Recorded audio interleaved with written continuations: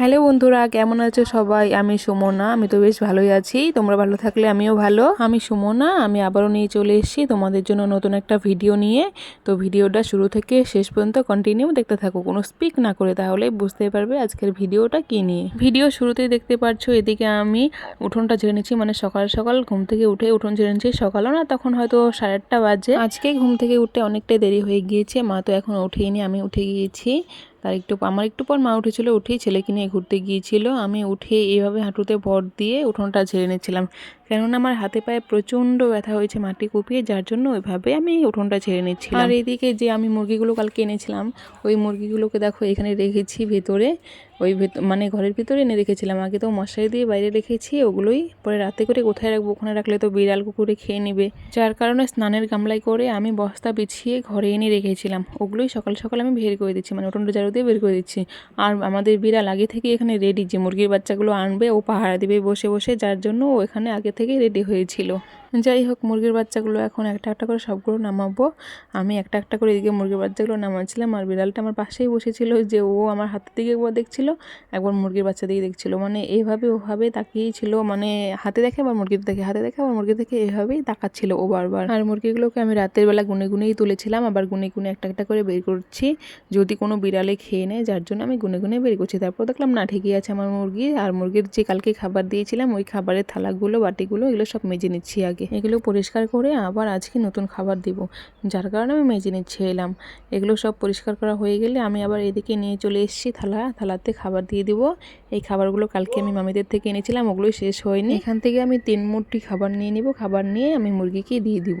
এগুলোই আজকে দিয়ে দিব মুরগিকে এখন খাবার জন্য।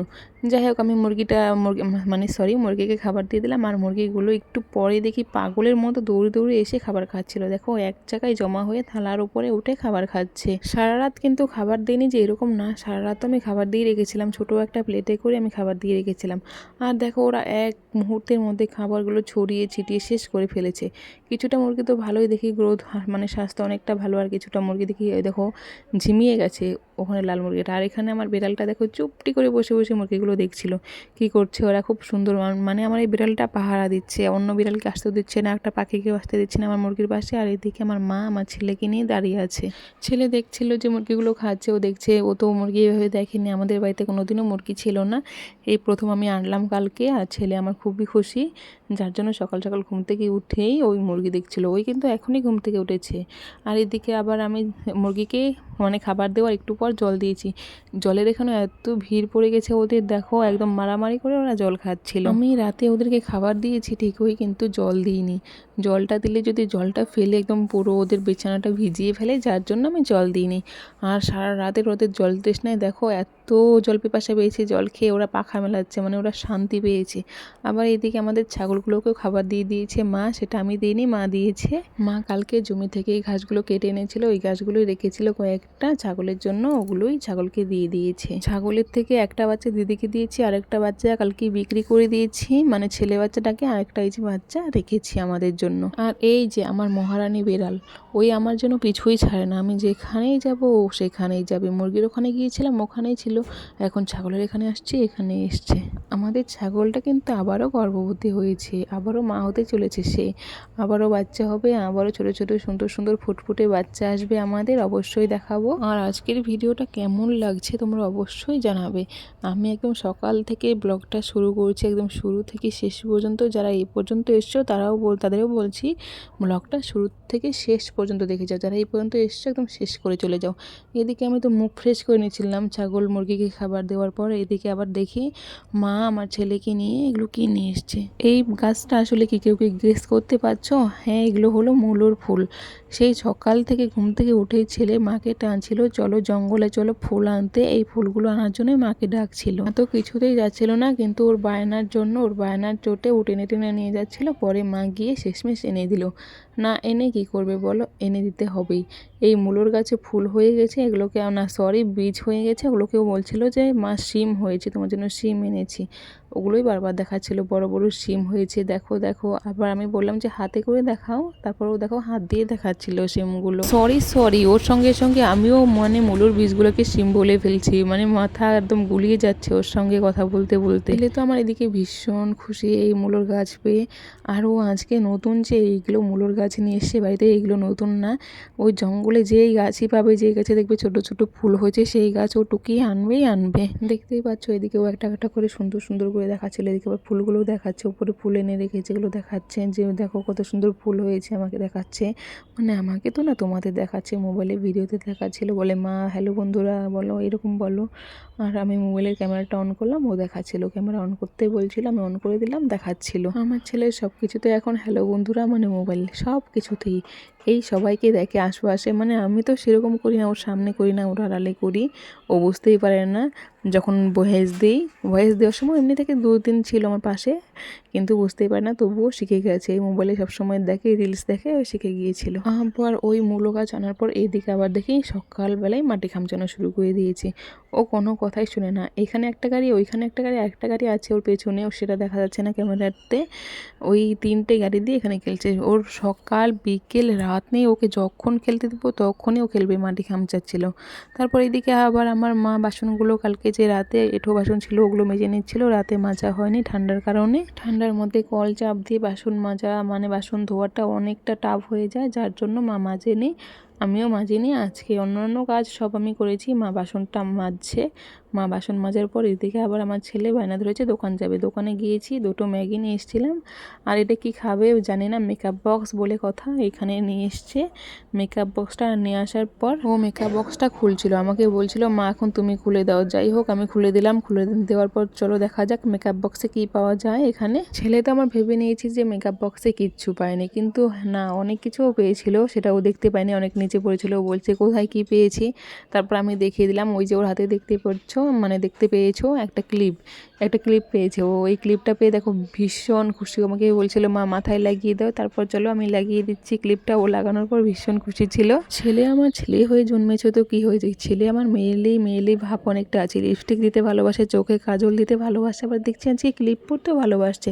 ছোটোবেলায় সাজতে ভালোবাসতো না, কিন্তু এখন থেকে সাজতে অনেকটাই ভালোবাসে। তারপর আমি চলে এসেছি এদিকে ওর ম্যাগি বানানোর জন্য। ম্যাগিটা সিদ্ধ বসিয়ে দিয়ে আমি এবার এইদিকে চলে এসেছিলাম ভাত বসাবো বলে। ভাতের চাল ধুচ্ছিলাম, ওটাই দিদার সঙ্গে গল্প করছিলাম। দিদা বলছিল যে মুরগিগুলোকে খাবার দিস নি। আসলে দিদা তো রাতে আমাদের বাড়িতে থাকে না, মাসিদের বাড়িতে থাকে, যার জন্য জানে না। দিদা বলছিল রাতে খাবার দিয়েছিলি মুরগিগুলোকে, এগুলো গল্পই করছিলাম।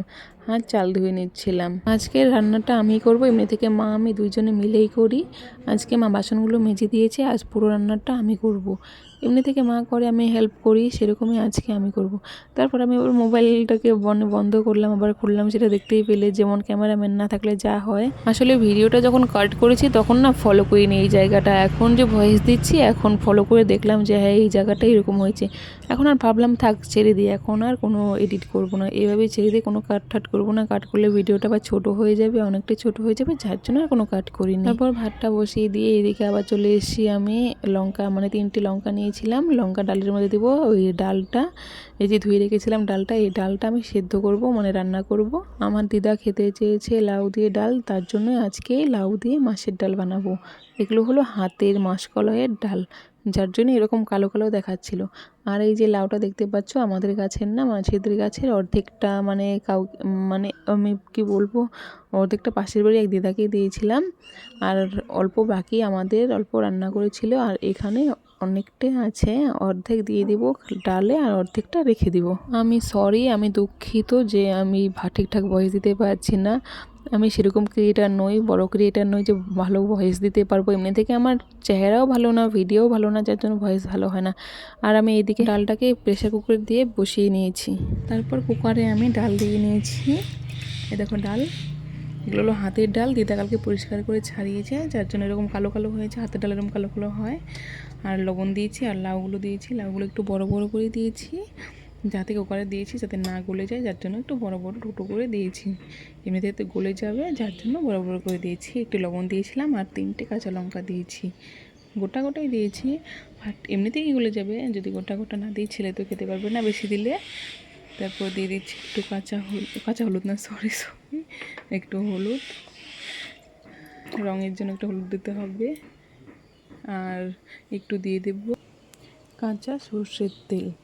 একটু কাঁচা সর্ষের তেল দিলে কী হবে বলো তো, যে এমনি থেকে কুকারে কিছু একটা বসালে উতলে পড়ে যায়, আর সর্ষের তেলটা দিলে না উতলে পড়ে যাবে না, যার জন্য সর্ষের তেলটা উপরে দিয়ে দিলাম, না হলে উপরে পড়ে পুরো ফেনা উঠে যায়। উপরে দিয়ে দিলাম কাঁচা সর্ষের তেল। তারপর চলো ডালটা বসিয়ে দিই, ডালটা হতে থাকুক, আমি ওইদিকে আদা ছুলতে থাকি, একটু বাইরে কাজ আছে এগুলো করতে থাকি। দেখা যাক কতক্ষণে ডালটা হয়, চিটিটা আসে। তো চলো আবার জল গরম করে দিতে হবে, এই যে যার জন্য কড়াইতে আমি এখানে জল দেখিয়ে দিয়েছি, জলটা গরম করে দেবো। কড়াইটা একটু দেখা যাচ্ছে কালো কালো, নিচে পুড়ে গেছে, কালকে ভালো করে মাজা হয়নি, যার জন্য কালো কালো দেখা যাচ্ছে।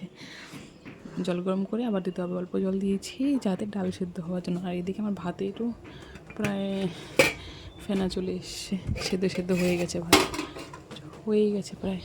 চলো একটু পর আবার দেখা হচ্ছে। এখন সময় দেখতে দেখতে আমার ডালও প্রায় হয়ে গেল।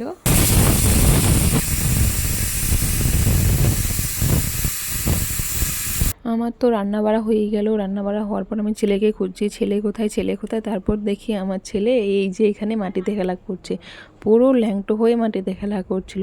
সেই সকালে নেমেছে, বুঝতে পেরেছো, সকালে নামার পর এখনও ওঠেনি। যাই হোক ছেলেকে পটিয়ে পাটিয়ে ফুসলিয়ে ফাসলিয়ে মা ওঠালো। তারপর এদিকে রাস্তায় এসে দেখি মহিলা সমিতির একটা গ্রুপ বসেছে, আমাকেও ডাকলো, 4 জন এসেছিলাম, কিন্তু লুকিয়ে লুকিয়ে ভিডিওটা করছিলাম। আমি আবার এগুলো পছন্দ করি না ঠিকই, কিন্তু ডাকছিল তার জন্য এসেছিলাম একটু দেখা করার জন্য, দেখা করেই চলে গিয়েছিলাম।